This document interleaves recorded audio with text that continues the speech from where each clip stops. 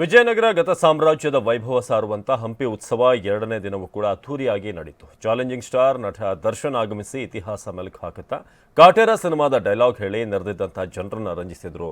ಇನ್ನು ಟಗರು ಮೇಳವೂ ಕೂಡ ಹಂಪಿ ಉತ್ಸವದ ಮೆರುಗನ್ನ ಇಮ್ಮಡಿಗೊಳಿಸಿತು.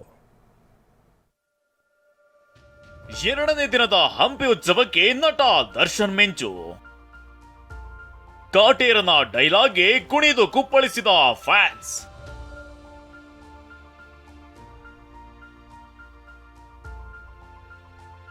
ಮಚ್ಚು ಎರಡು ಡಬ್ಬ ಕೆಂಪಾಗ್ತದೆ, ಒಂದು ಬೆಂಕಿಲಿ ಬೆಂದಾಗ.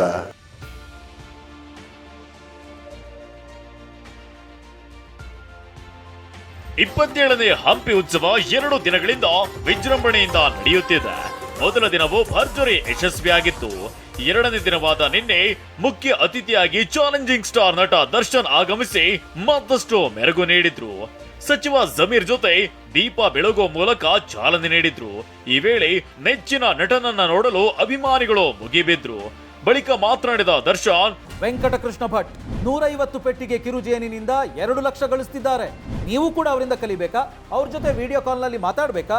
ಈಗಲೇ ಫ್ರೀಡಮ್ ಆಪ್ ಡೌನ್ಲೋಡ್ ಮಾಡಿ. ಕೃಷ್ಣದೇವರಾಯ, ರಾಯಣ್ಣ, ಮದಕರಿ ನಾಯಕರ ಹೆಸರನ್ನ ಸದಾ ನೆನಪಿಸಿಕೊಳ್ಳುವೆ. ಅವರು ನಾಡಿಗಾಗಿ ಮಡಿದವರು. ಅವರ ಆತ್ಮ ನಮ್ಮ ಜೊತೆನೇ ಇರುತ್ತೆ.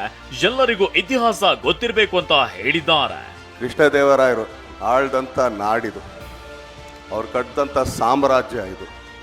ಸಂಗೊಳ್ಳಿ ರಾಯಣ್ಣವರಾಗಿರ್ಬೋದು, ಇಲ್ಲ ಅಂತಂದ್ರೆ ಮದಕರಿ ನಾಯಕನೂ ಆಗಿರ್ಬೋದು. ನಾನು ಯಾವಾಗಲೂ ಆ ಜಾಗಗಳಿಗೆ ಇಲ್ಲ ಆ ಥರದ್ದು ಸಬ್ಜೆಕ್ಟ್ಗಳನ್ನ ಓದಿದಾಗಲಿ ಇನ್ನೊಂದಾಗಲಿ ಅವ್ರ ಆತ್ಮ ಎಲ್ಲೂ ಹೋಗಿರಲ್ಲ. ಯಾಕಂದರೆ ಅವ್ರು ತುಂಬ ಕಷ್ಟಪಟ್ಟು ಇಷ್ಟಪಟ್ಟು ಈ ರಾಜ್ಯನಿದ್ದವರು, ಇದನ್ನು ಕಡ್ದವರು ಬೆಳೆಸ್ತವರು. ಅವ್ರ ಆತ್ಮ ಇಲ್ಲೇ ಯಾವುದೋ ಒಂದು ರೂಪದಲ್ಲಿ ಎಲ್ಲೋ ನಮ್ಮ ಕಡೆನೇ ಇರ್ತಾರೆ, ನಮ್ಗಳ ಜೊತೆನೇ ಇರುತ್ತೆ ಅದು. ನಟ ದರ್ಶನ್ ಉತ್ಸವಕ್ಕೆ ಬಂದಿದ್ದು ಸಂತಸವಾಗಿದೆ. ಸ್ನೇಹಕ್ಕೆ ಪ್ರಾಣ ಬೇಕಾದ್ರೂ ದರ್ಶನ್ ಕೊಡ್ತಾರೆ ಅಂತ ಸಚಿವ ಜಮೀರ್ ಹೇಳಿದ್ರು. ಡಿ ಬಾಸ್ ಬಗ್ಗೆ ಹೆಚ್ಚಾಗಿ ನಾನು ಏನು ಹೇಳೋಕೆ ಹೋಗಲ್ಲ, ತಮಗೆಲ್ಲ ಗೊತ್ತೇ ಇರೋದು. ಅವ್ರ ಫ್ರೆಂಡ್ಶಿಪ್ ಅಂದ್ರೆ ಒಂಥರ ಪ್ರಾಣ ಕೊಡಕ್ ಸಿದ್ಧ. ಇದಾದ ಬಳಿಕ ಸಂಗೀತ ನಿರ್ದೇಶಕ ಸಾಧು ಕೋಕಿಲ ನೇತೃತ್ವದಲ್ಲಿ ರಸ ಸಂಜೆ ಕಾರ್ಯಕ್ರಮ ನಡೆಯಿತು. ಹಂಪಿ ಉತ್ಸವದಲ್ಲಿ ಟಗರು ಮೇಳ ಆಯೋಜಿಸಲಾಗಿತ್ತು. ವಿವಿಧೆಡೆಯಿಂದ ಬಂದಿದ್ದ ಟಗರುಗಳು ಜಬರ್ದಸ್ತ್ ಪ್ರದರ್ಶನವನ್ನ ನೀಡಿದ್ವು. ಕೆಲವು ಕೂಲಿಂಗ್ ಗ್ಲಾಸ್, ಕಲರ್ ರಿಬ್ಬನ್, ಗೊಂಡೆ ಕಟ್ಕೊಂಡು ಮಿಂಚಿದ್ವು. ಇದರ ಜೊತೆಗೆ ಕುಸ್ತಿ ಪಂದ್ಯವು ಹಂಪಿ ಉತ್ಸವಕ್ಕೆ ಮತ್ತಷ್ಟು ಮೆರುಗು ನೀಡಿದ್ವು. ಉತ್ಸವಕ್ಕೆ ಬಂದಿದ್ದ ಜನರು ಹೆಲಿಕಾಪ್ಟರ್ ನಲ್ಲಿ ಹಂಪಿ ರೌಂಡ್ಸ್ ಹಾಕಿ ಎಂಜಾಯ್ ಮಾಡಿದ್ರು. ಇಂದು ಕೂಡ ಉತ್ಸವ ನಡೆಯಲಿದ್ದು ಸಂಜೆ ಸಮಾರೋಪ ಸಮಾರಂಭ ನಡೆಯಲಿದೆ. ವಿನಾಯಕ್ ಬಡಿಗೇರ, TV9 ಬಳ್ಳಾರಿ.